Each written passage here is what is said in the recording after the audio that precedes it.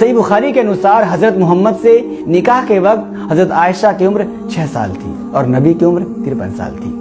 مگر ان کی رخصتی 9 سال کی عمر میں تب ہوئی جب وہ شاریرک روپ سے بالغ ہو گئی، اور رخصتی کا یہ پیغام ان کی ماں نے ہی بھجوایا تھا۔ دراصل عرب جیسے گرم دیشوں میں کم عمر میں ہی شریر وکست ہو جاتا ہے، اور 9 سال میں حضرت عائشہ کی ایسی استھتی ان کی ماں سے زیادہ کوئی نہیں جان سکتا تھا، مگر کچھ دلیلیں اور ایتہاسک روپ سے اس کانسیپٹ میں موجود ثبوت اس کے الٹ ہے، اور شادی کے وقت حضرت عائشہ کی عمر 19 سال ثابت کرتی ہے۔ تمام اتہاسکار اس پر سہمت ہیں کہ حضرت عائشہ کی بڑی بہن حضرت اسماء ان سے 10 سال بڑی تھی۔ ان کی موت سن 73 ہجری میں 100 سال کی عمر میں ہوئی، یعنی ہجری شروع ہونے کے وقت ان کی عمر 27 یا 28 سال تھی، اور اس طرح ہجری سال شروع ہونے کے وقت حضرت عائشہ کی عمر 17 یا 18 سال تھی، جبکہ سن 2 ہجری میں ان کی شادی ہوئی، مطلب شادی کے وقت حضرت عائشہ کی عمر 19 یا 20 سال تھی۔ دوسرا ایویڈنس یہ ہے کہ اس دور میں عرب کا رواج تھا کہ کوئی بھی شخص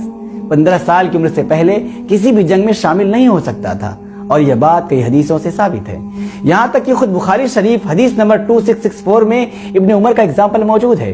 کہ احد کے جنگ کے موقع پر ان کی عمر 14 سال ہونے کی وجہ سے نبی نے انہیں جنگ میں شامل ہونے سے روک دیا تھا، اور 15 سال کی عمر ہونے کے بعد ہی انہیں خندق کی جنگ میں شامل ہونے کی اجازت دی، اور بخاری شریف میں ہی لکھا ہوا ہے کہ حضرت عائشہ جنگ احد میں شامل ہوئی تھی۔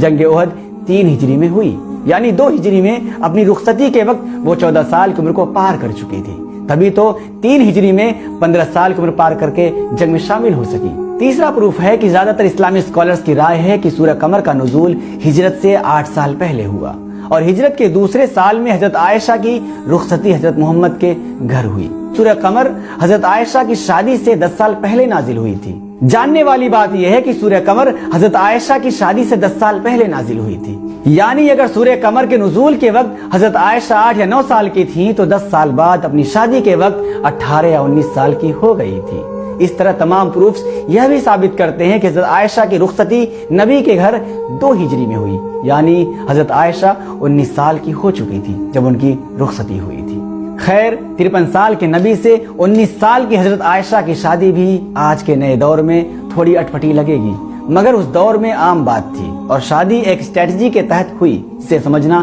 سب سے ضروری ہے۔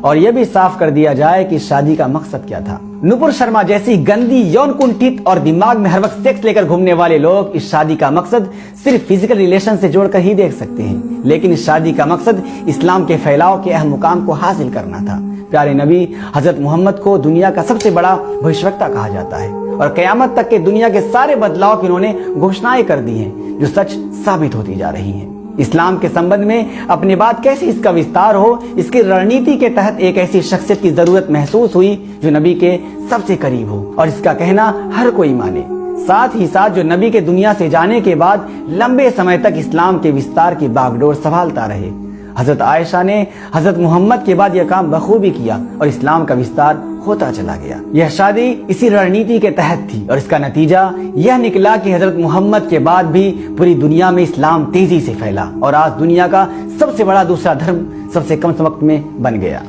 حالانکہ یہودی دھرم اس سے سینکڑوں سال پرانا ہوتے ہوئے بھی معمولی حصے میں سمٹا ہوا ہے۔